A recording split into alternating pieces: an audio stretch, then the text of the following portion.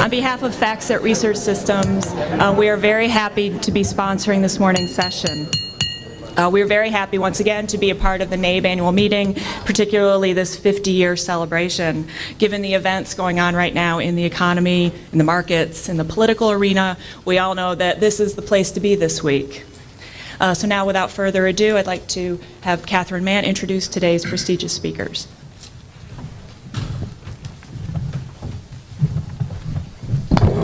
Thank you very much. I don't want to take any time. I don't think these speakers need any introduction, but just in case you've just crawled out from underneath a rock and you don't know who these people are, let me give you a couple sentences on each one. I will give the introductions in the order in which they will speak on the topic. First, of course, is Edmund S. Phelps. He is McVicker Professor of Political Economy at Columbia University, and he is Director of Columbia's Center on Capitalism and Society, and of course, is the winner of the 2006 Nobel Prize for Economics. Among the additional awards he has received, this year he was also named Chevalier of the Legion of Honor, won the Premio Pico della Mirandola Prize for Humanism, and the Kiel Global Economy Prize.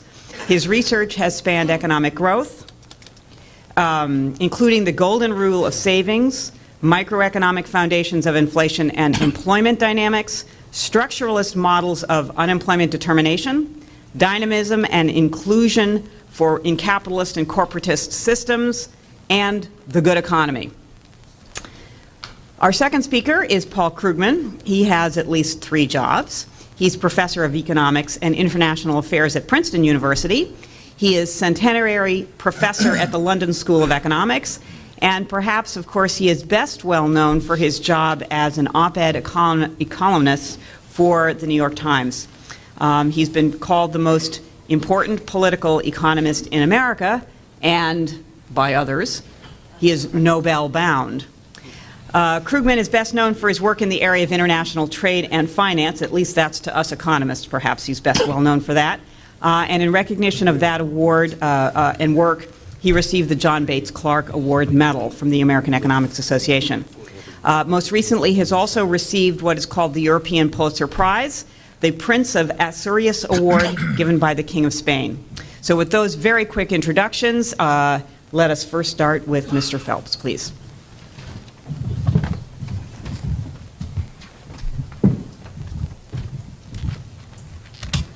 Good morning. It's a pleasure to be here. When I accepted this invitation, it seems like about 12 months ago, of course, I had no idea that we would be heading into a deep crisis. And it's aspects of that crisis that I want to talk about this morning. I'd like to begin with some of my ideas on the causes, and then move to a recent discussion I gave of the Paulson proposal, which is now law, and then go on in the few remaining minutes to touch on the sort of basic reform and radical restructuring that we might want to do in the financial sector.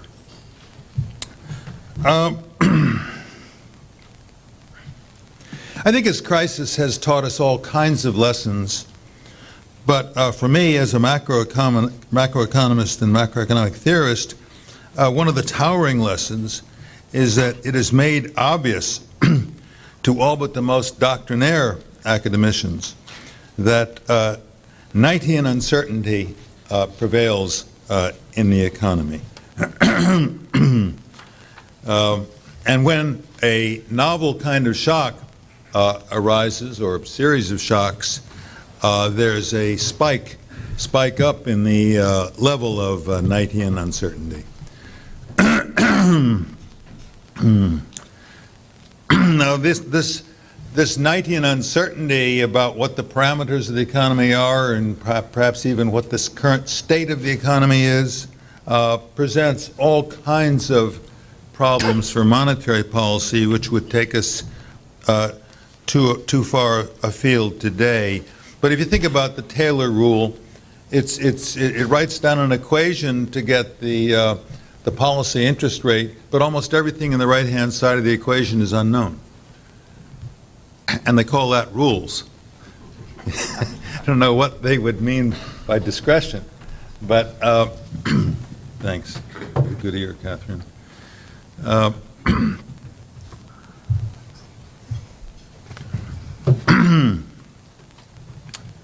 And yet, so much of macroeconomics is written as if the structure is known and also constant. So, what we might call neo-Keynesians, many of them at least, have accepted the idea of a natural unemployment rate, for example, the Taylor rule, but they take the natural unemployment rate, even if they define that as some sort of medium-term level of the unemployment rate to which the economy is supposed to tend, they take that natural unemployment rate to be a constant, a deep parameter of the system. But a lot of my work in the late 80s and over much of the 90s attempted to argue that that this medium-term natural unemployment rate is not a constant. It must be thought of as a variable. Just write down any non-monetary model, and with any kind of luck, you'll see that your natural unemployment rate is responsive to wealth, real interest rates, real exchange rates, as well as all the underlying state variables and most of the assorted other parameters. Now,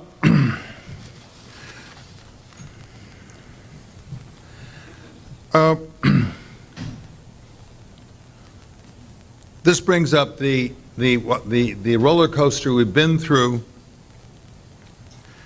In the late 1990s, thinking about the late 1990s and the internet boom led me to think about structural booms. And I argued towards the end of that episode in 2000 that we had, that the economy had gone through what was a sort of an effective reduction of the natural unemployment rate as a result of the expectations encouraged by the internet revolution. So we could have an extraordinarily low unemployment rate in the second half of the 90s, lower than the true blue natural unemployment rate, without having inflation, because relative prices and interest rates and everything else were reshaped by the new set of expectations regarding the profitability of various kinds of investments in the internet. The housing boom in the years, let's say, by one measure, it would be, I suppose, probably about 2002 to 2007, or you could go back farther to 1997. The housing boom is rather different because there was a false note in that structural boom. A good chunk of the expectations were groundless. You might say that with regard to the cumulative rise of in the real price of houses between 1997 and 2007 or so, about 70% will prove to be sustainable, be a reasonable guess, but 30% has to be unwound. So that's a different kind of structural boom. You got a huge change in relative prices, but much of that change in relative prices was not sustainable. So the first thing to say from a macroeconomic point of view about the recent situation is that we saw an end to the expectational disequilibrium, which had been imparting a temporary negative effect or downward effect on the effective natural unemployment rate. If expectations are always rosy, then the relative price of houses is always too high, and that means construction is too high, and the effective natural unemployment rate is too low. It's below the true natural unemployment rate. So with the return of sanity and the decline in the relative in the real price of houses over the past 18 or 24 months, there is going to be a rise back up to some sort of normal level in the structural volume of unemployment, which we did see. But of course, a lot more was going on than just that. Besides the structural impact of the drop in the real price of houses on the level of economic activity, in terms of any kind of real non-monetary model, besides that, there was also the heritage of an overhang of houses that, if they were to be lived in, would be bought only at prices below the cost of production. So this overhang of houses from the previous exuberance is a distinct further contractionary effect. But it's transient because the overhang will eventually be worked off. So besides getting back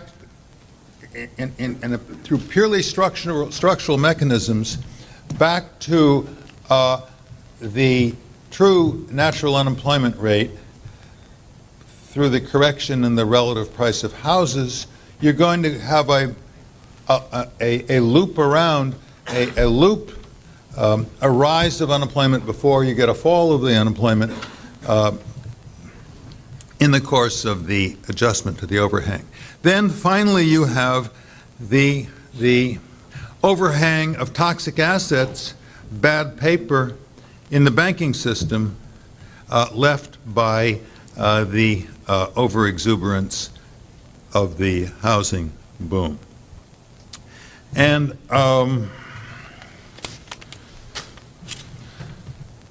I struggled with that for a while. Let me see what I can find. Alt-Tab.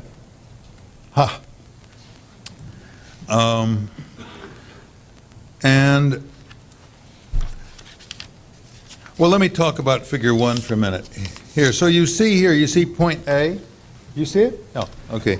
At point A, there we were in some hypothetical year. At point A, we were at the natural unemployment level, and then expectations of a new plateau for the real price of houses elicited a jump in the actual price of houses from that given by point A to that given by point B. With that high price of houses, the construction industry was electrified, and house construction proceeded at an abnormal rate. The stock of houses rose. Then at point C, if all had gone well, we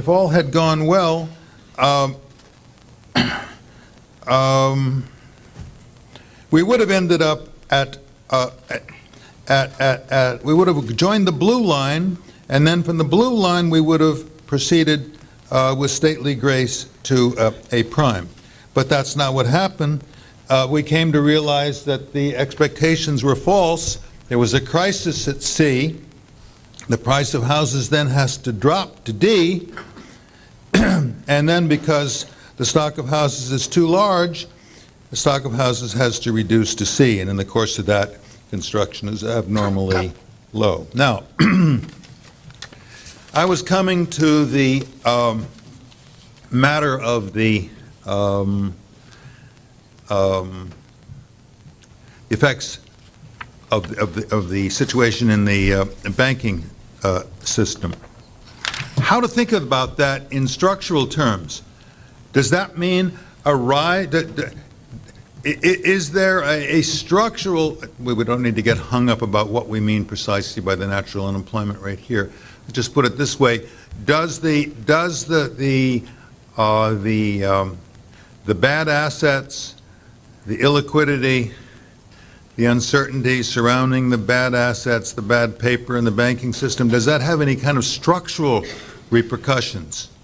That's important because if it exerts a structural impact on employment, decreasing, causing the structural volume of employment to decrease, then that's not something that we could necessarily want to look to the monetary policy to address.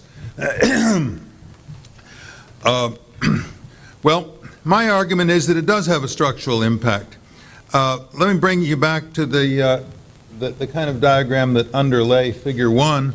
There's a medium-term supply curve. It tells you what the stock of the business asset, can be any old asset you want, stock of customers, stock of employees, stock of plant, so forth.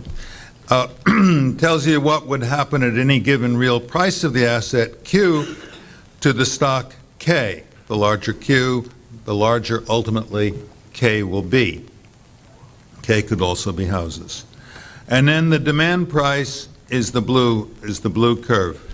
I won't stop to tell you why it's upward sloping instead of downward sloping, but it has to do with relative factor intensities and stuff like that.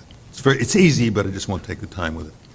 So, what is the effect of the banking mess on this on the structural aspects of this hypothetical economy?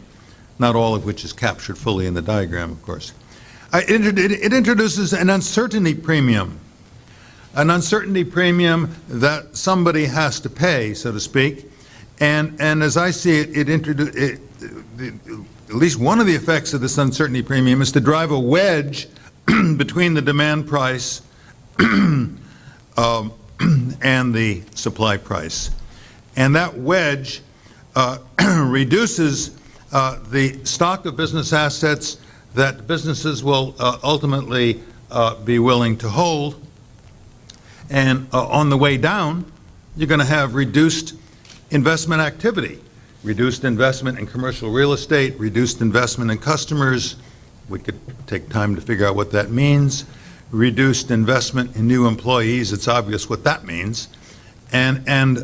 So this non-monetary perspective does then predict that there will be a slump in the economy as a response, as a result of the presumably temporary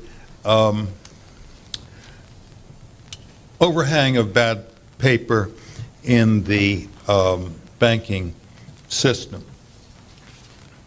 Now, one of my manuscripts has disappeared. Right there. Oh. Almost an ideal chairman. Chairwoman. Chairperson. Now, enter the Paulson Plan. What to say about the Paulson Plan? Well, again, I tend to try, as long as I can, to maintain my structuralist viewpoint on things. And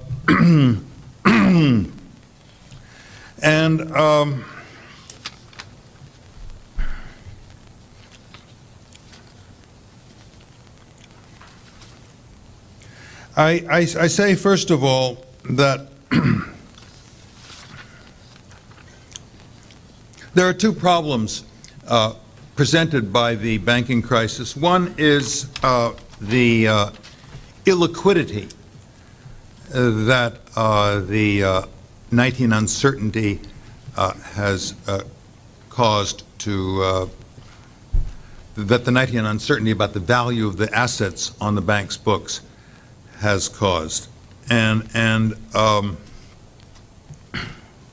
that has caused counterparties who might otherwise have lent to banks, banks who might have lent during the course of the day to other banks, will be nervous about lending because they don't know the financial state of the bank that wants to borrow from them. And that's caused a freezing up of credit, as you all know. Now, the most famous part of the Paulson Plan, of course, is to have the Treasury step in and do something that's faintly reminiscent of an open market purchase in which the Treasury will buy the toxic assets from the banks, paying with cash. At the same time, the Treasury will finance that by selling treasuries on the open market. And so, in effect, it's an exchange of Treasury securities for toxic assets. And the Treasury securities are liquid, so the banks will be liquefied. Again, presumably there won't be any more counterparty risk, and so forth. The main point, let me just say that I wrote about this subject in last Wednesday's Wall Street Journal, in case you want to read further about my views. But the main point I made about this part of the Paulson Plan is that, well, 2 points, really. First of all, I expressed concern that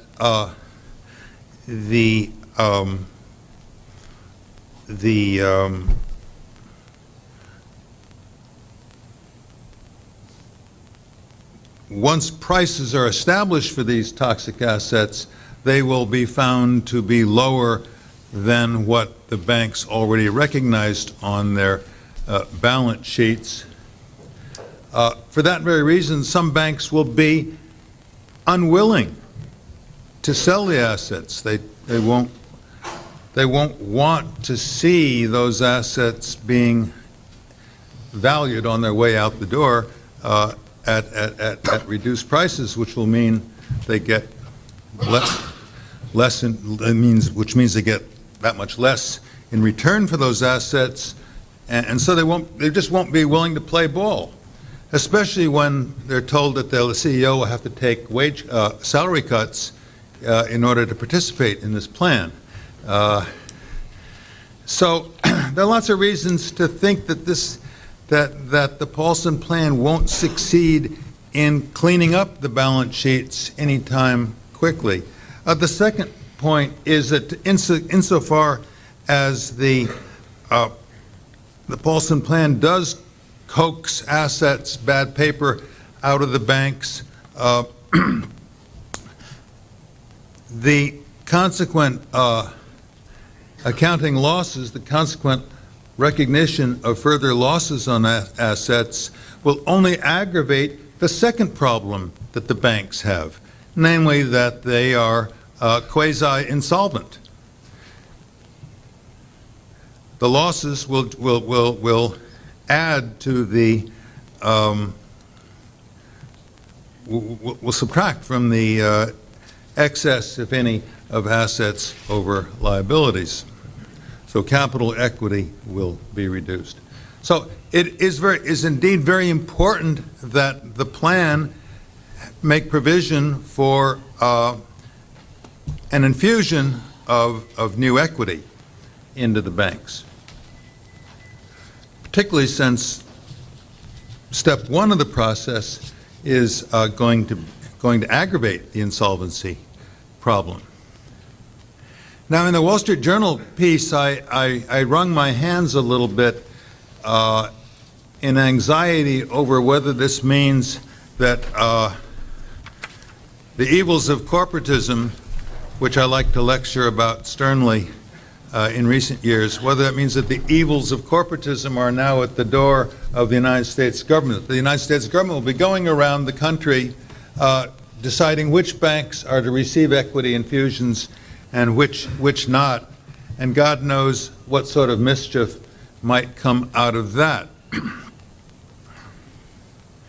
But now I realize that it could be done in a way that would not require the exercise of any discretion. When Secretary Paulson visits the bank and decides on, and they decide how much the bank is going to sell in the way of toxic assets to the Treasury, and that number is decided upon, then Paulson can ask his aide to give him the corresponding equity infusion that the bank will be entitled to, having sold that much equity paper. So it could be automated. So there would be no discretion at all. The equity infusion and the purchase of toxic assets would come together, side by side.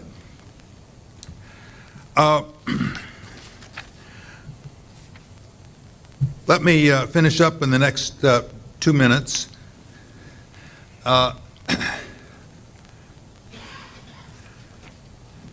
I don't have a crystal ball. I don't know how well this rescue plan is going to succeed. It may very well be that we will need a second rescue plan. But I do hope, of course, I hope that the plan will succeed, because we don't want to open Pandora's box to all sorts of uncertain and probably, in many cases, badly conceived, ill-judged alternative policy measures. But let's hope we can look forward to the time in the not-too-distant future when we'll have the leisure to be able to sit down and think about how to restructure the financial sector. Not so that a mess like this can never happen. As long as we have a capitalist system with its inherent uncertainties and its considerable amount of risk-taking, of course there is always going to be the possibility of crisis and catastrophe, if you will. But it seems obvious that there are major ways in which we have to rethink the financial sector. One of them is to get away from this notion that contrary to impression, there is certainty in the world of finance, plus or minus a random disturbance term. And all we need is to have is the wonderful stochastic models of financial engineering, risk assessment, and risk management to cope with these little stochastic fluctuations. We have to get around that, and one way to get around that is to make sure that all institutional judgments about assets always consist of at least two numbers: the good case and the bad case. And I was thinking that that principle could be extended rather widely. The second thing is that certainly we need to have improved corporate governance in the banks. My goodness, I don't know what the boards of directors have been doing in recent years to allow so much shenanigans to go on. And the third and last point I would make is that I don't think we've noticed that something really strange has happened to the banking industry. And I don't know, I can't put a date on when it happened, but I know that there was a time, I'm not an economic historian, but I know there was a time when, let's say in 1871, I saw the plaque not long ago in Berlin, the Deutsche Bank would lend and invest to businesses for investment and for innovation. Deutsche Bank was indirectly one of the financial sources of support for the Alva Edison company. Whatever happened to those times when we expected investment banks to lend to business? Instead, it seems to be that these banks lend primarily for residential mortgages, to some extent for commercial mortgages, and some commercial paper, and that's it. You wonder how business investment and business innovation can be financed. And a friend of mine started looking into that and dug out some numbers, and it's not even venture capital. Venture capital is something like 0.2% of all investment in the economy. It's negligible, just a handful of guys in Silicon Valley. It's mostly rich uncles called angel investors and venture capitalists who come on late in the growth of a new company, and private equity firms. We've got to, if we're going to have a return, or if we're going to have a return to economic dynamism in the American economy, we've got to have a healthy banking industry that serves investment and innovation in the business sector. Thank you. Thank you very much.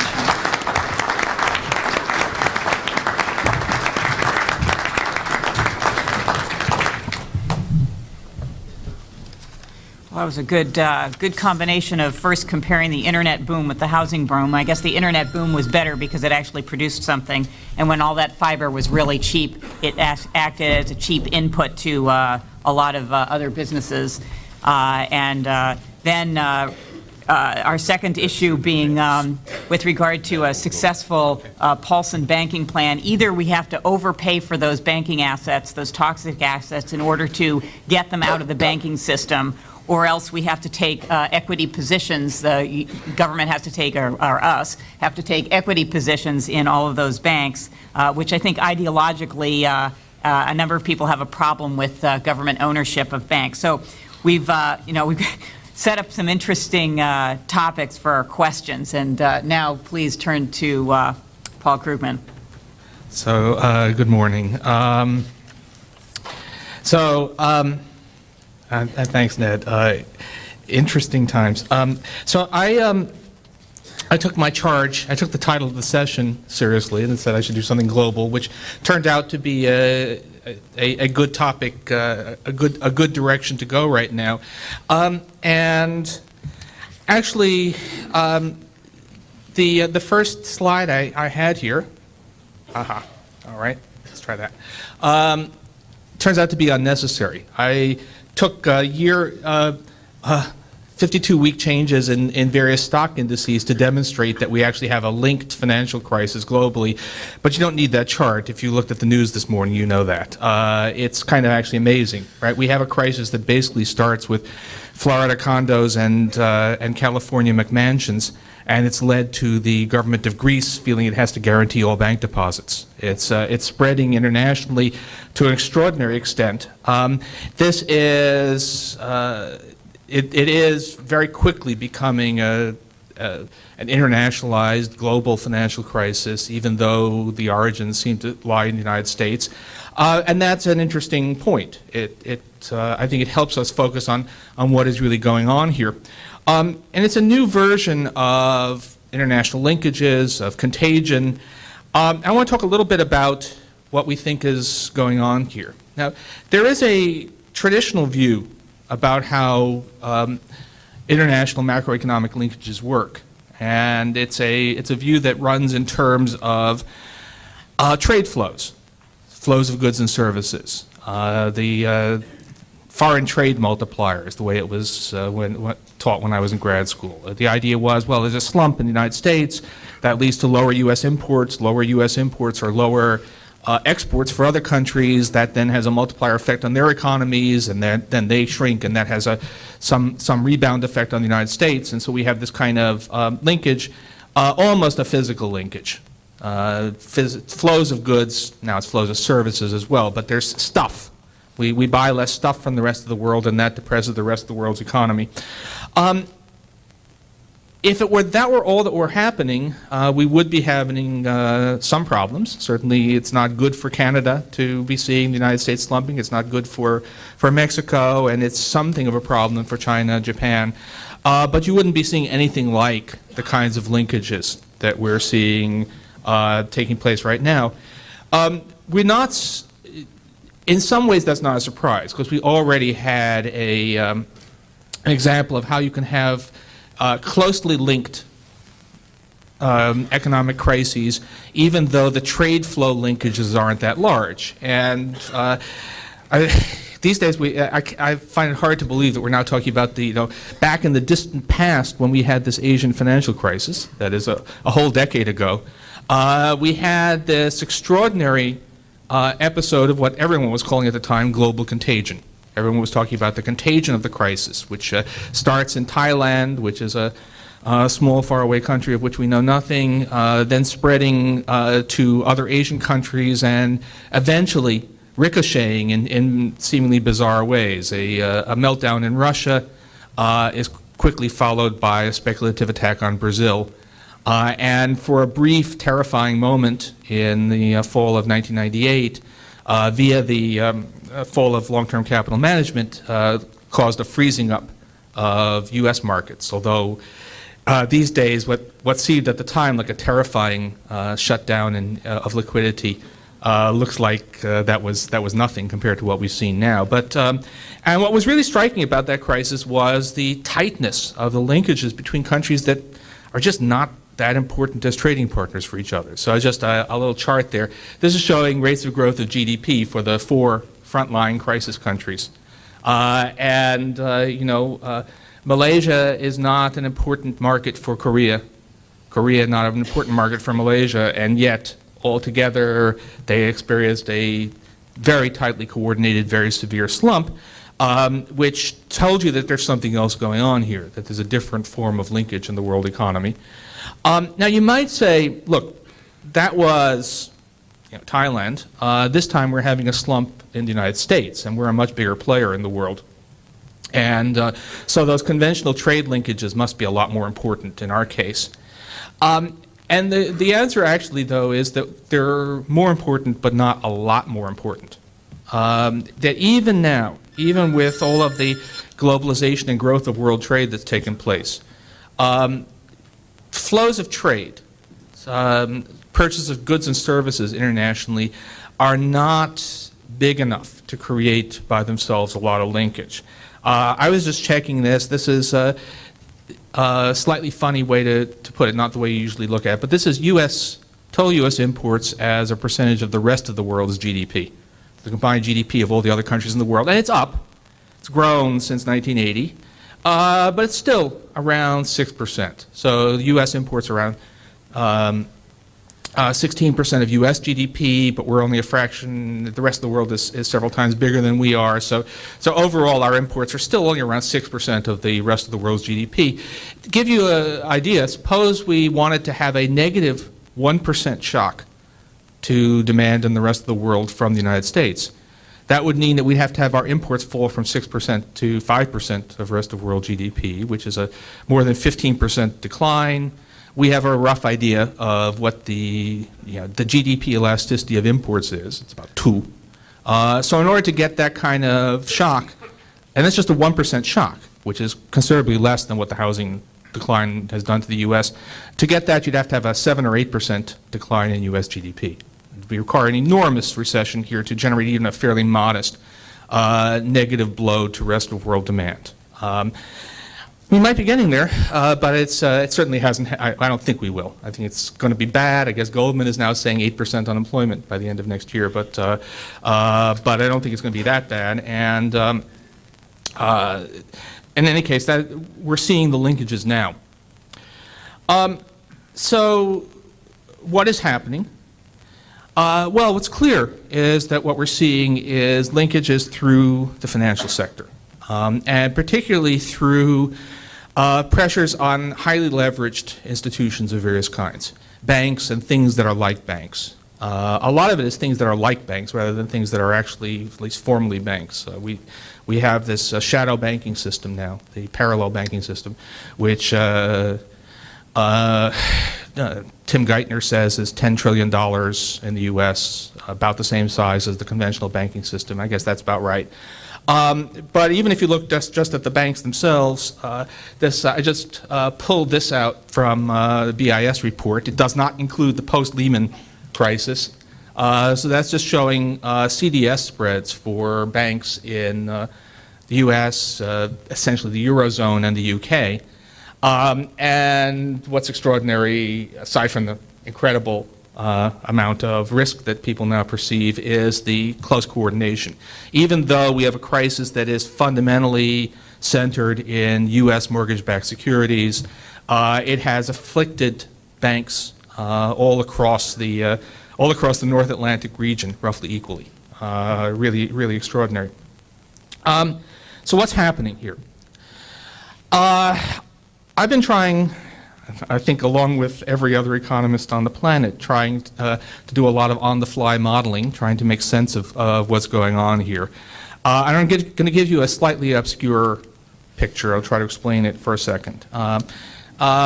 This is how I think about it right now. Think about some kind of assets. Think of it maybe as, well, I guess mortgage-backed securities is more or less what we're talking about, but you can even think of it as being the housing stock, though that's not quite right. Think of there being two kinds of players. Yes, we're all into upward sloping demand curves here. Okay, why is the demand from highly leveraged institutions upward sloping? Because of leverage and limits on leverage. The higher the price of the assets, the more capital they have, the bigger their balance sheets can get. So the more of this stuff they can hold, the lower the price, the less capital they have, the lower their balance sheets. And this is some kind of short to medium run story. In the very long run, people can create new financial institutions, but it doesn't happen overnight. Then you can think of this demand from supply. The supply curve is there's a certain amount of toxic paper out there. Some of it is held by people other than these highly leveraged institutions. The higher the price, the less of that these other guys want to hold, and therefore the more that is available to be bought or must be bought by the highly leveraged institutions. This kind of thing, by the way, it's entirely possible for this thing to be unstable, for you to have the possibility of a self-fulfilling decline in prices, in which prices cause capital losses for the highly leveraged institutions, which could lead to sales, which lead to, and so on, a collapse to a lower level equilibrium, to sound like an academic economist. That might be happening now, although I have to say it's not compelling in the numbers. It's not clear that the prices have gone to levels that are can only be explained by multiple equilibria. So we could try to explain it that way, but for now at least, in my current thinking, I prefer to not think of it as being a self-fulfilling prophecy, but simply as a situation where there is a lot of effect of asset prices on the ability of leveraged institutions to expand, or to the extent to which they're forced to contract their balance sheets, where this is a really very strong thing. And yes, upward sloping demand curves do play a big role. So the story of our crisis is something like this. We've had a downward shock. The collapse of the housing bubble has led to a decline in the demand for assets from other investors, also known as real people. And so the real people are not willing to hold as much of this stuff at any given price as they were before, which in and of itself would lead to a decline in asset prices. But then we have this huge multiplier effect, which, and I have to say, I think I called the housing bubble pretty well, but the extent to which there would be a financial multiplier has caught me by surprise. I did not realize how much we would have these highly leveraged institutions forced into contracting their balance sheets, and how much this would propagate, not simply be a burst housing bubble, but a broad, widespread financial crisis. Okay, line at the bottom. These highly leveraged institutions turn out to be very much international investors. You have banks in Germany exposed to the U.S. MBS market. You have banks in the United States exposed to an important degree to other markets. And so as a result, when you start to have this thing happening, it's not just, even if the shock is occurring to assets, initially U.S. mortgage-backed securities, you're getting these capital losses, balance sheet effects, international financial multiplier spreading across borders. It's very much a globalized process, and as we're now seeing, shockingly so. Even though the origin of the shock is in basically largely in the U.S. Sun Belt, the consequences are spreading to markets all across the world. So the new view, you might say, of international linkages would look something like this. Home, sorry, that doesn't mean houses. That means I'm falling into international economist jargon where there are always two countries which are called home and foreign. So asset prices in one country fall.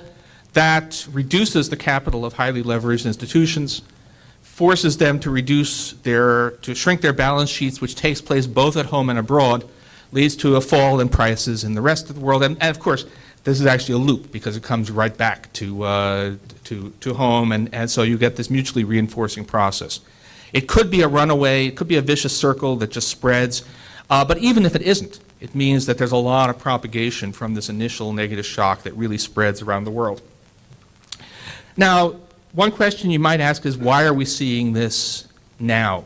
We did not see this to the same extent, as far as I can make, in other crises. By the way, I should say that one story about the Asian crisis, or the world financial crisis of the late 1990s, say we thought that was a crisis. Now it seems like a mild upset stomach. But that thing which took place back in 1997 through 1999. There were a number of stories that were proposed to explain why we were getting so much contagion. Some of it was arguing that it was just psychological. Some of it was the wake-up call. Once Thailand went, people started, looking with a gimlet eye on other emerging markets. Some people said that there were multiple equilibria, so that basically everybody got shocked into the bad state. I said that myself. But one story that people were telling was, in fact, that about highly leveraged investors and balance sheets. The argument being that there were hedge funds and a few banks that were doing much of the lending, and once they took losses in one place, they'd have to cut back elsewhere. So Russia falls, and this puts LTCM in trouble, and that means a pullback in Brazil. That was probably and there's some evidence that the contagion was greater when there were more of these institutions. But now we have these institutions on a much, much larger scale. First of all, growth of the shadow banking system, the parallel banking system. So the range of institutions that are vulnerable, that don't have, they're extremely highly leveraged because they're not under Basel II, and are extremely vulnerable because they don't have deposit insurance. That's not how they do their funding. That's larger than it was. And the other thing, which is really striking, is just how much financial globalization has taken place just recently. And so this is again, slightly odd denominator, but I thought it was useful. This is U.S., from the U.S. International Investment Position, U.S. assets abroad, foreign assets in the United States as a percentage of the rest of the world's GDP. So again, the GDP of the world outside the United States. And as we all know, the United States has become a debtor country, so we've become a country where our liabilities exceed our assets. But what's often missed is that the really big story is the increase on both sides, that we have just a great deal more both assets and liabilities, that we just become a much financial exposures in the United States, financial exposures by the United States are both much, much larger as a share of the world than they were. And the big takeoff has taken place just since the mid-1990s. So we really have a much more globalized financial system than we did, which means that, that the world is a lot more tightly coupled than it used to be. It means that, we always say, that's a big thing from my finance people, that we needed more global diversification. People should diversify their portfolios more because that would reduce risk, would get them more ability to spread risk, which may be true for the individual, but what it seems to produce for the world as a whole is the possibility of a global financial crisis in the way that we did not have before. And so, and here we are with God knows what's happened even as Ned and I have been speaking, because it's quite a morning out there. What are you doing in here? You should be out there coping with, anyway. Let me just say a word about policy. I think I can come back to the globalization. So, Paulson Plan. Everybody knows what I think about the Paulson Plan. Everybody knows what I think about everything, actually, because of my other job. But the things about it, it's, you know, as people said, the Treasury was doing a bad job of communicating how the plan was supposed to work. But I think the reason for that is that they have no idea how the plan is supposed to work. The trouble with the Paulson Plan is pretty clearly that they grabbed hold of the wrong end of the stick. That if we think that our problem is that this housing bubble burst, which is unavoidable, is propagating because of its effect on the balance sheets of highly leveraged institutions and therefore forcing further contraction. That what you want, what you need to do is in fact to recapitalize this financial system. So I think that's what everybody has converged on. Ned is saying it, I'm saying it. That the real problem is now that capital has been destroyed and needs to be added. And the Paulson Plan, instead of coming in with more capital, instead so we're going to buy up some of these bad assets, with no explanation of how that was supposed to help. If you pay the prices that the current market prices for the toxic waste, you don't improve the capital. All you do is you know, there's a lot of people who are saying, well, we need to get those toxic assets off the bank's balance sheets. Well, you know, anybody can get those toxic assets off the balance sheet. Just write them down to zero and poof, they're gone. But that doesn't help you any because that worsens your capital position. The question was, at what price do you get them off the balance sheets? And if you get them off the prices that they're currently going for, 22 cents on the dollar or whatever, you haven't helped at all.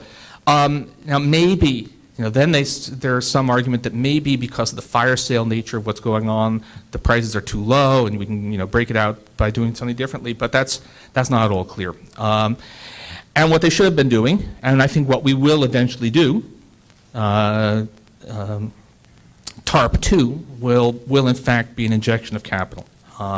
It will require something like large-scale purchase of preferred shares in financial institutions. And we've wasted a bunch of time by having a plan that did not make sense, and probably wasted some political capital as well, because it's now going to be hard to go back to the well. But it's going to have to be done, and that's what will have to happen.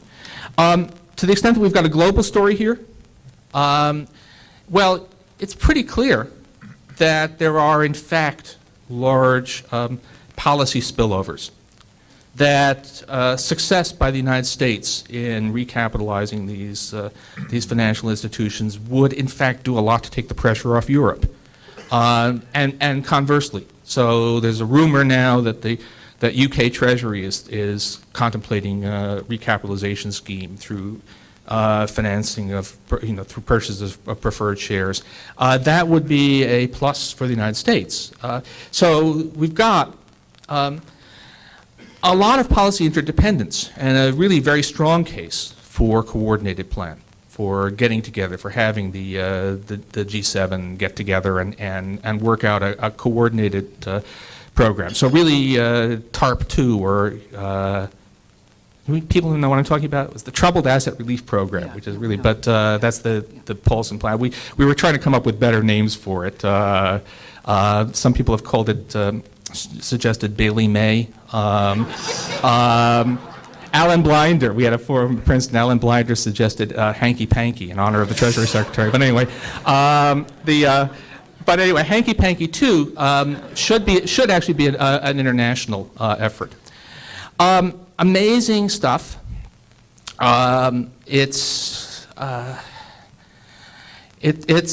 really is. It is a time when we need really clear thinking and we need really close international coordination, and it would be kind of helpful if we actually had you know, an administration that anybody believed. But anyway, it's tough times. Exciting as an academic economist. I'm having a great time as a citizen and a bit of an investor. I'm terrified. Thanks.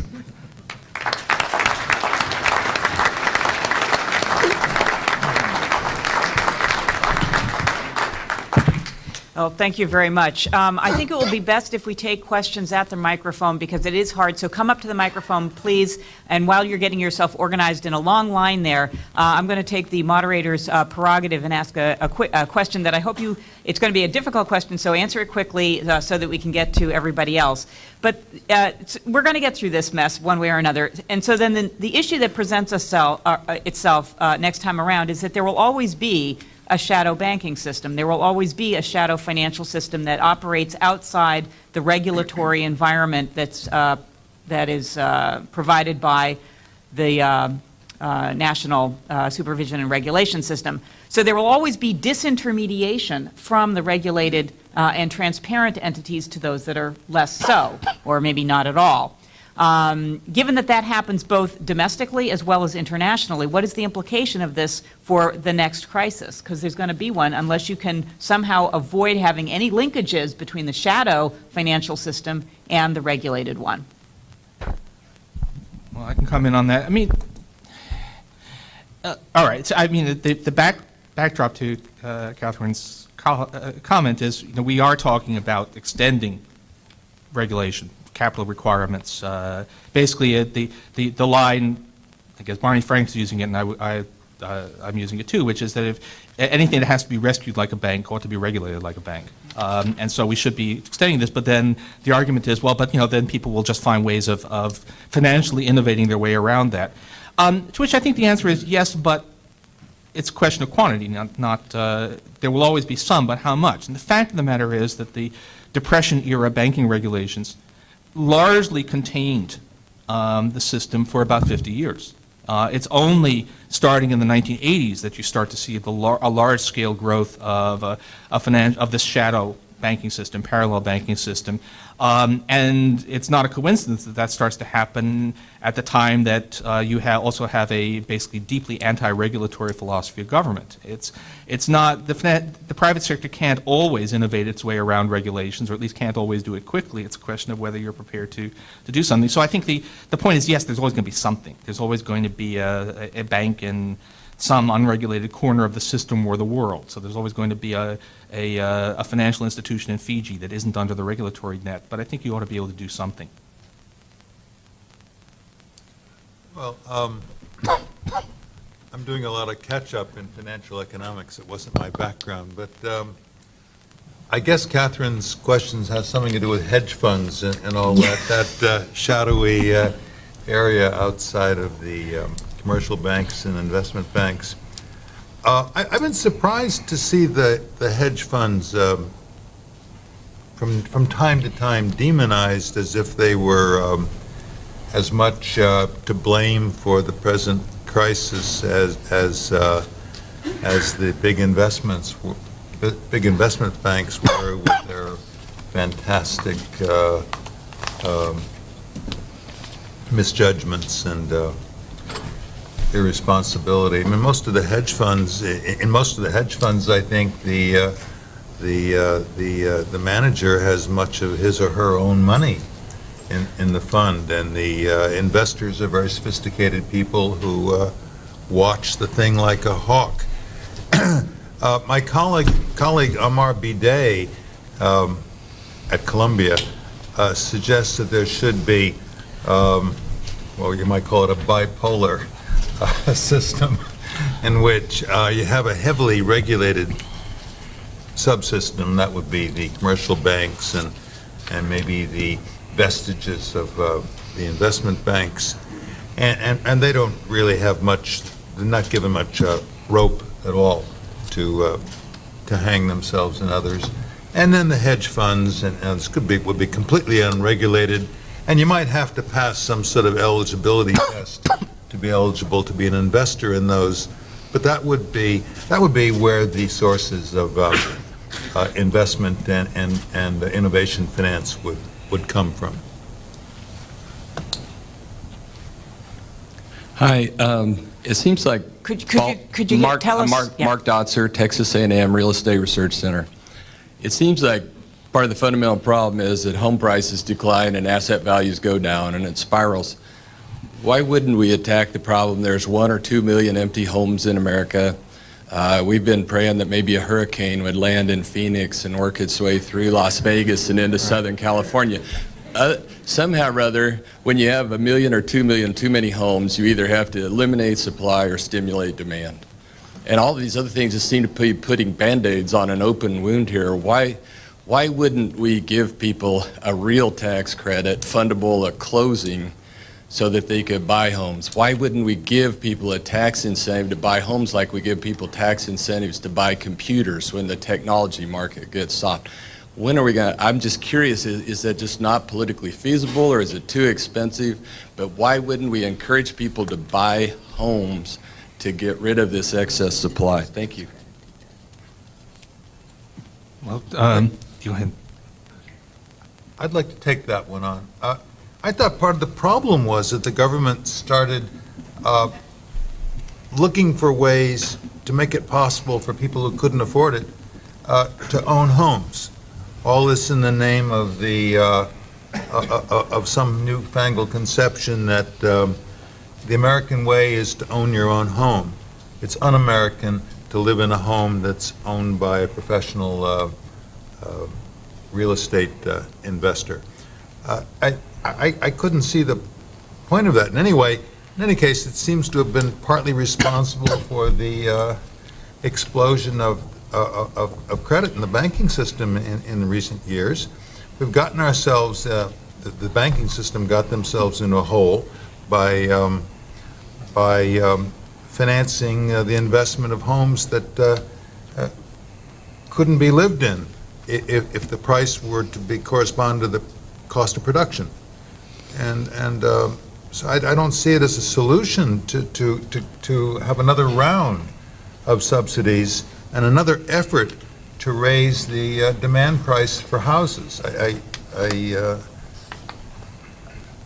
thought that's how we landed ourselves in trouble, and I would hate to see us go that way. Though I must say, when I try to understand the writings of Marty Feldstein, for example, on this question, it seems like he also wants to do something to raise the price of houses. Some aspect of the problem I think we've had in recent months is that it's taken too long for the price of houses to fall down to its fundamental level. So there's all this overhang of excess supply of houses that is adding to the reluctance of home builders to produce any homes. They're competing with people who already owning existing homes that want to sell. If the price had dropped, as in a Walrasian auction, then we wouldn't have had the sharp contraction of the extra contraction of output and employment. Let me just say that I don't agree that the government played an important role in this, but the home prices, by any sort of fundamental measure, ratio of prices to rents, ratio of prices to median income, ratio of prices, just real prices, are still above equilibrium levels. They're still, 20% or so or more above equilibrium levels nationally, much more than that in the most bubblicious regions. And I just don't think there's any way, as some of my colleagues say, that the proposals to support home prices are proposals to deal with the collapse of the internet bubble by supporting the price of pets.com. You just can't do that, and so that's not that would solve the problem, but it can't be done. Ellen Hughes Cromwick, NABE President, thank you very much for coming. A quick question to Paul, going back to your chart where you had asset prices on the vertical and asset quantities on the horizontal, and you made a discrete distinction there in the chart between demand for highly leveraged institutions versus supply of other investors. And complicating that chart, of course, is the fact that those are not discrete units. In other words, we have unfortunately the intermarriage where we have demand in those highly leveraged institutions. They're buying and selling. They're eating their own, consuming it. And when we look at asset-backed commercial paper market, or we look at the CDS market, they're supplying and demanding at the same time, which increases the elasticity and causes a further problem. I'd like you to comment on that. And then you gave us the last line, recapitalize the banking system. Well, we've got the non-financial sector out there, the underlying assets. And the financial sector is really supposed to be servicing this bigger pie out there, the non-financial sector. So how can we clean it up by just doing kind of the hairdo and not talking about the fundamentals, which is the non-financial sector?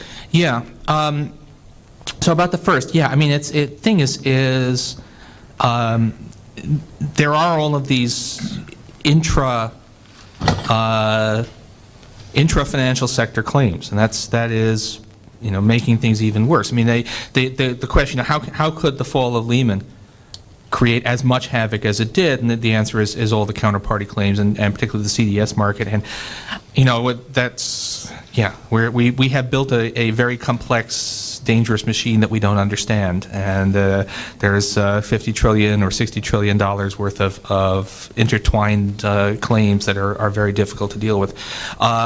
Don't know what more to say about that, except that if we can, you know, we hope that there will be a healing process if you can get some capital into the system. About the non-financial, look, it is, I think, to some extent a different problem, though a very serious one. If we can get the financial system back to the point where we aren't getting all these secondary consequences, which, by the way, is the way that financial crises always end. I mean, in the end, governments always do end up recapitalizing the financial system. They end up in Sweden taking over most of the banking system for temporarily. In the savings and loan crisis, we ended up seizing most of the S&Ls and recapitalizing them. And in Japan, they ended up buying preferred shares in the banks. So this is the way it always ends. And Paulson was just sort of trying to pretend that somehow we could be different, but we aren't. But then he saw the real economy, and I think it's pretty clear we were sliding into an intensified recession.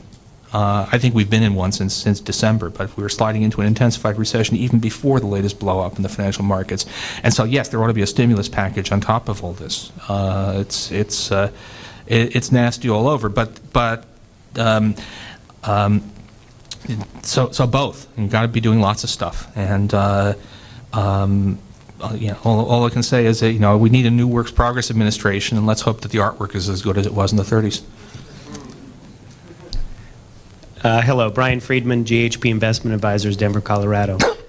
One of the purported benefits of securitization is that supposedly the risk was distributed to those best able to bear that risk, and it seems like magnets, the exact opposite has happened. And I just wanted to get your comment on why you think that was, and it appears to be a global phenomenon. And as a corollary, do you think that alternative bad redistribution of risk to those least capable of bearing it had something to do with the very easy monetary policy between 2003 and 2005? Thank you. Well, all right, just boy, that's a lot of things packed together. Yeah, I mean, our belief that the self-policing markets would ensure that things were done in a rational way doesn't seem to work out too well. And all I can say is that there seem to be structural. Once you have some naivete on the part of investors, I guess the P.T. Barnum sucker-born every minute theory of financial markets, then all kinds of bad things can happen once you have securitization.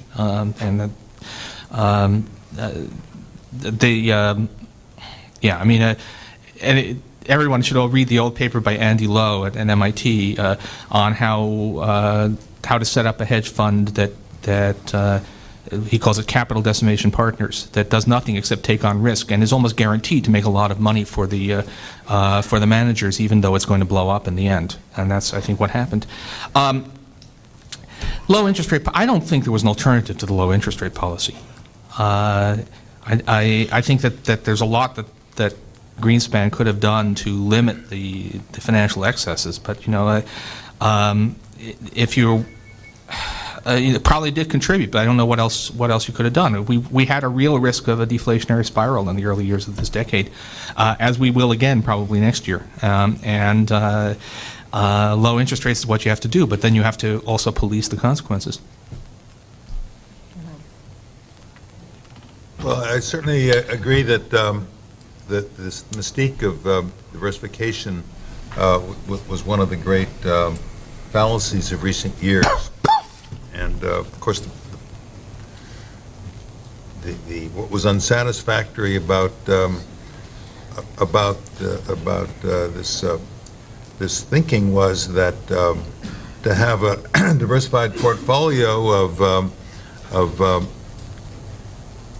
bad assets and assets that are whose values are tied together with one another doesn't protect the investor from systemic risk. And look, one of the major lessons that we have to learn from this experience, it's going to be difficult, it's going to require a lot of rethinking, a lot of hard work, but I think one of the major lessons we have to learn is that in an economy that's capitalist to any appreciable extent, investors have to think strategically. They have to think about what's going to happen if everybody is making loans in the directions that we're making loans. What will that do to relative prices? What will happen if the rosy scenario that we're all operating on is not the right scenario? What if there's a bad scenario out there that has a rather significant probability of occurring? How are we going to protect ourselves against the possibility of the bad scenario?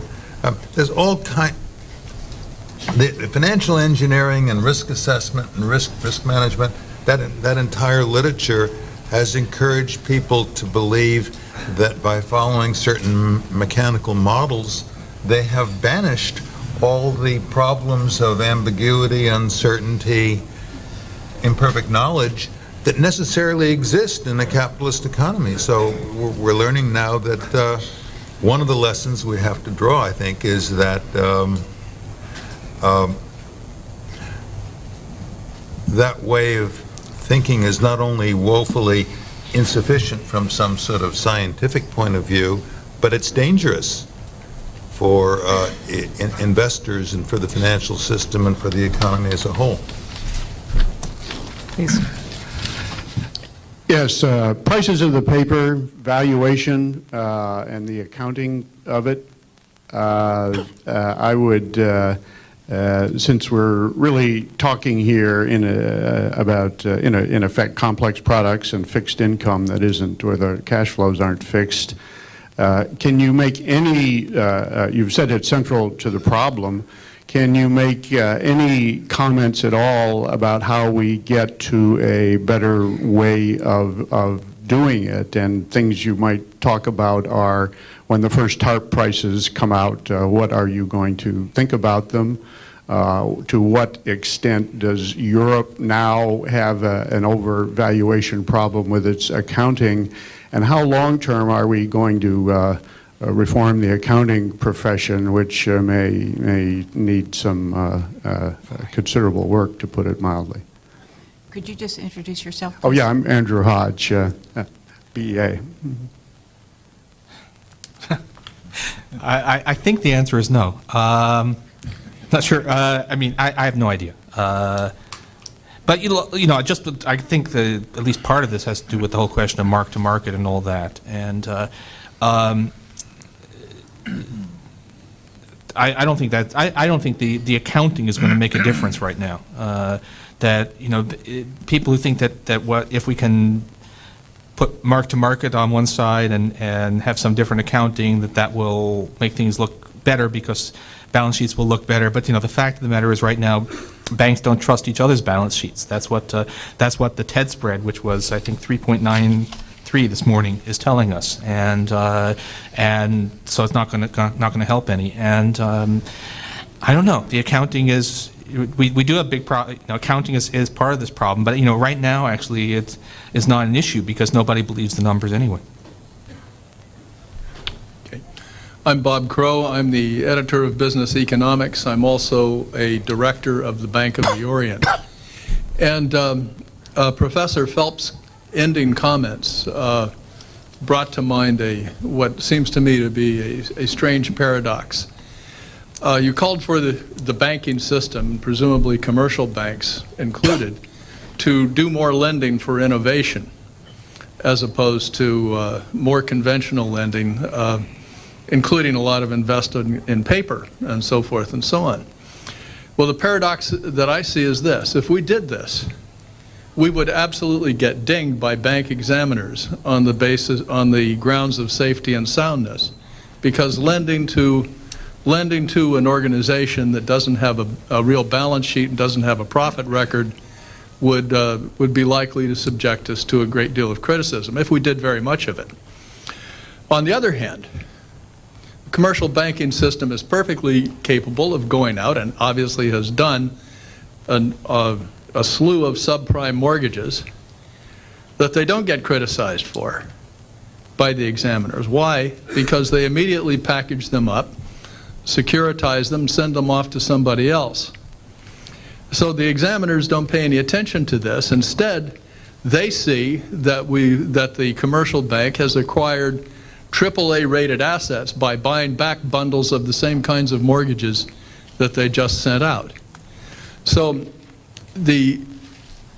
what I'd like you to comment on is whether or not the kind of supervision we have, which focuses on individual institutions, is tremendously outdated, and whether the role of examiners should be more on systemic risk in addition to individual firm risk.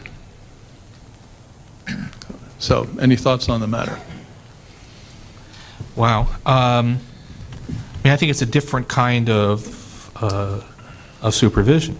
Right? You do still need to have people examining the individual banks, but the other thing, I think there's a rules versus discretion issue. That if there's some kind of overall assessment of systemic risk, it's going to be very hard to make that stick. I mean, I'm not sure if I'm answering your question, but I think it's appropriate. I mean, suppose we had an agency that was in a position to say, look, this whole class of stuff, subprime mortgages, is vulnerable. We may have a housing bubble. All of that. Suppose that such an agency had been operative in 2005. What would it have done? And the answer I can tell you is it would have said there is no problem, because housing prices are justified by fundamentals, and all this stuff is sound, because they were under, that was very largely the conventional wisdom at the time. Those of us who were trying to say, look, there's something that's way out of whack here, were dismissed as being just excessively worried, if not politically motivated. I've got a whole stash of people saying the only reason you say there's a housing bubble is because you hate Bush.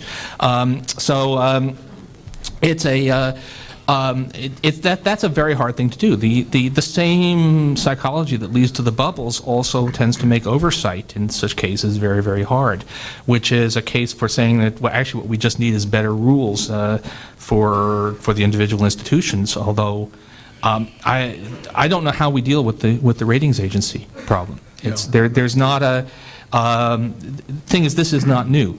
Every financial crisis I've seen in the past almost 30 years now has involved the rating agencies being behind the curve. The rating agencies essentially being pro-cyclical, and it's hard to think that that's going to change even after this one. I agree that we're going to have to rethink oversight and the rating agencies and accounting. All this is going to have to be rethought, and I come back to the proposal of my colleague Amar Bideh that there has to be a hardcore banking sector, commercial banks, I suppose, that are highly regulated, don't really have any latitude for judgment and strategic thinking at all. That wouldn't be their game. But then we're going to have banks that develop the expertise to be able to finance alternative energy investments that we're going to need and want in the future. All sorts of forward-looking investment, business activity, business investment projects are going to deserve to be invested in by some sort of bank-like entities. And I don't know how to figure out.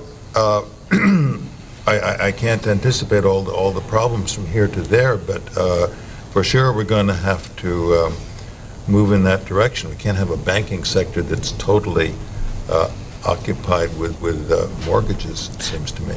Can I weigh in on that just for a second? Because the hardcore of tightly regulated banks, and I guess the rest is softcore, whatever. More or less we have that. We have commercial banks. We have with insured deposits. We have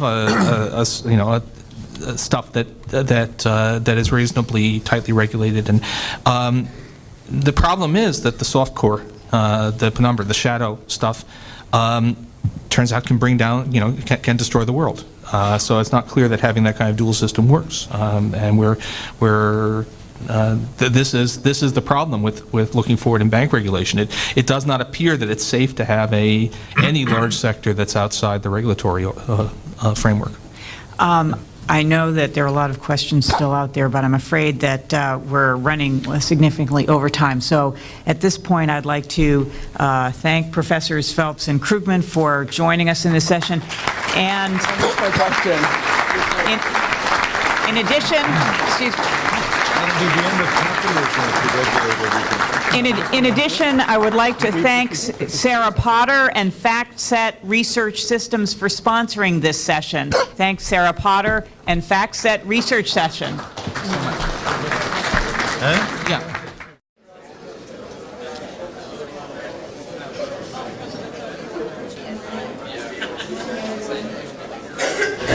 On behalf of FactSet Research Systems, we are very happy to be sponsoring this morning's session.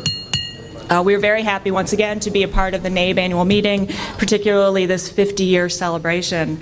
Given the events going on right now in the economy, in the markets, in the political arena, we all know that this is the place to be this week. So now, without further ado, I'd like to have Catherine Mann introduce today's prestigious speakers.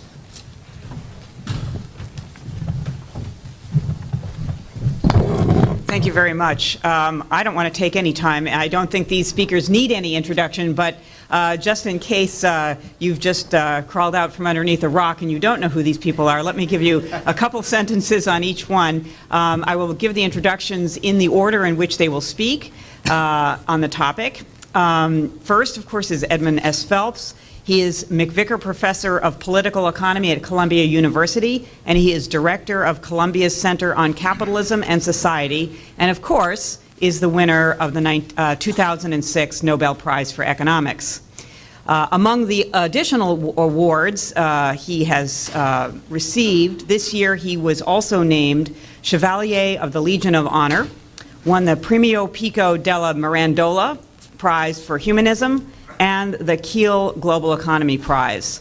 His research has spanned economic growth, including the golden rule of savings, microeconomic foundations of inflation and employment dynamics, structuralist models of unemployment determination, dynamism and inclusion in capitalist and corporatist systems, and the good economy. Our second speaker is Paul Krugman. He has at least 3 jobs. He's Professor of Economics and International Affairs at Princeton University. He is Centenary Professor at the London School of Economics, and perhaps, of course, he is best well known for his job as an op-ed columnist for the New York Times. He's been called the most important political economist in America, and by others, he is Nobel bound. Krugman is best known for his work in the area of international trade and finance. At least that's to us economists, perhaps he's best well known for that. And in recognition of that award and work, he received the John Bates Clark Award Medal from the American Economics Association.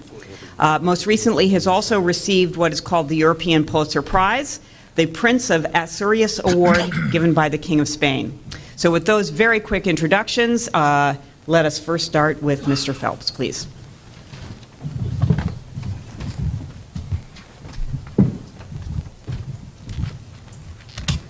Good morning. It's a pleasure to be here. When I accepted this invitation, it seems like about 12 months ago, of course, I had no idea that we would be heading into a deep crisis. And it's aspects of that crisis that I want to talk about. Disequilibrium, which had been imparting a temporary negative effect or downward effect on the effective natural unemployment rate. If expectations are always rosy, then the relative price of houses is always too high, and that means construction is too high, and the effective natural unemployment rate is too low. It's below the true natural unemployment rate. So with the return of sanity and the decline in the in the real price of houses over the past 18 or 24 months, there is going to be a rise back up to some sort of normal level in the structural volume of unemployment, which we did see. But of course, a lot more was going on than just that. Besides the structural impact of the drop in the real price of houses on the level of economic activity, in terms of any kind of real non-monetary model, besides that, there was also the heritage of an overhang of houses that, if they were to be lived in, would be bought only at prices below the cost of production. So this overhang of houses from the previous exuberance is a distinct further contractionary effect. But it's transient because the overhang will eventually be worked off. So besides getting back through purely structural mechanisms back to the true natural unemployment rate through the correction in the relative price of houses, you're going to have a loop around, a loop, a rise of unemployment before you get a fall of the unemployment in the course of the adjustment to the overhang. Then finally you have the overhang of toxic assets, bad paper in the banking system left by the overexuberance of the housing boom. And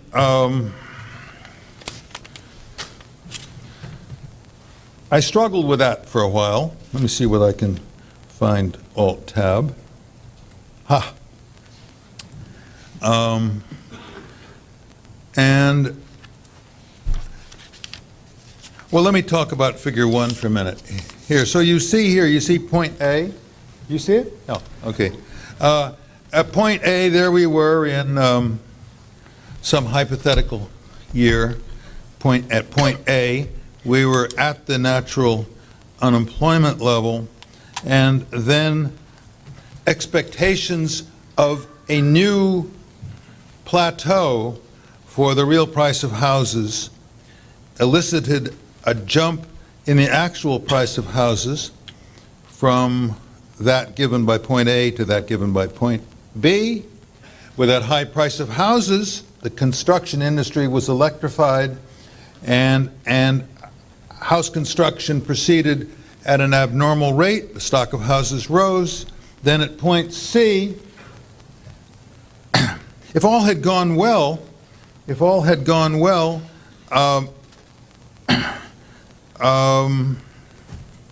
we would have ended up we would have joined the blue line, and then from the blue line we would have proceeded with stately grace to A prime. But that's not what happened. We came to realize that the expectations were false. There was a crisis at C. The price of houses then has to drop to D, and then because the stock of houses is too large, the stock of houses has to reduce to C, and in the course of that, construction is abnormally low. Now, I was coming to the matter of the effects of the situation in the banking system. How to think about that in structural terms? Does that mean a rise? Is there a structural? We don't need to get hung up about what we mean precisely by the natural unemployment rate here. Just put it this way: does the bad assets, the illiquidity, the uncertainty surrounding the bad assets, the bad paper in the banking system, does that have any kind of structural repercussions?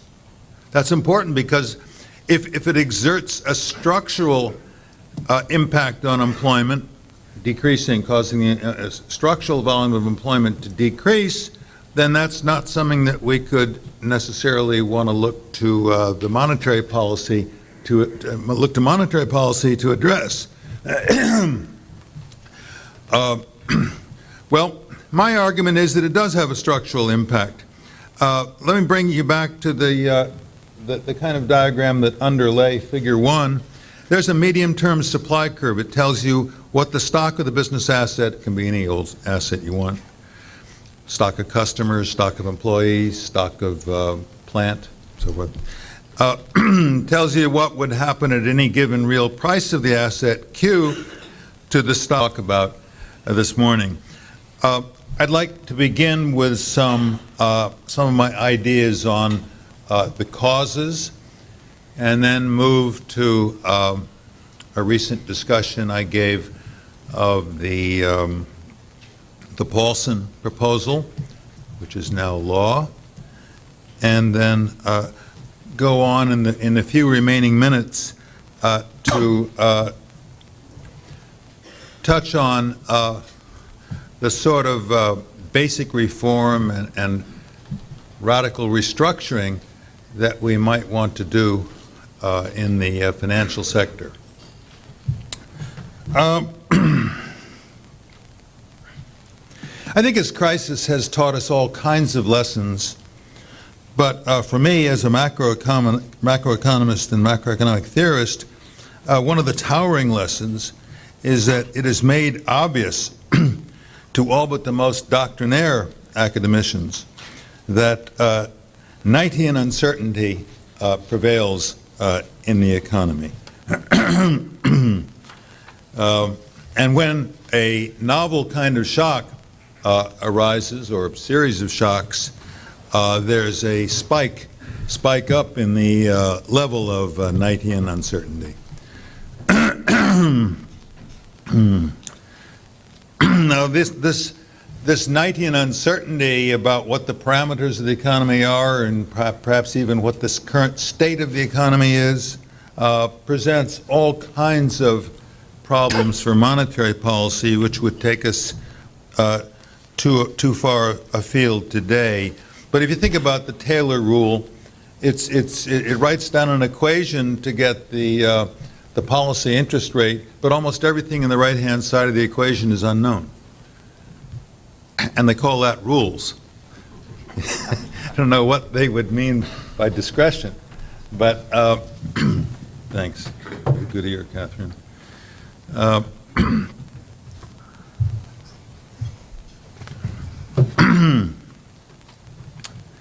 And yet, so much of macroeconomics is written as if the structure is known and also constant. So like what we might call neo-Keynesians, many of them at least, have accepted the idea of a natural unemployment rate, for example, the Taylor rule, but they take the natural unemployment rate, even if they define that as some sort of medium-term level of the unemployment rate to which the economy is supposed to tend, they take that natural unemployment rate to be a constant, a deep parameter of the system. But a lot of my work in the late 80s and over much of the 90s attempted to argue that that this medium-term natural unemployment rate is not a constant. It must be thought of as a variable. Just write down any non-monetary model, and with any kind of luck, you'll see that your natural unemployment rate is responsive to wealth, real interest rates, real exchange rates, as well as all the underlying state variables and most of the assorted other parameters. Now,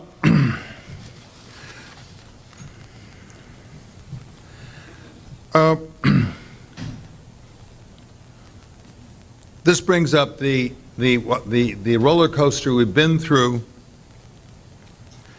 in the late 1990s,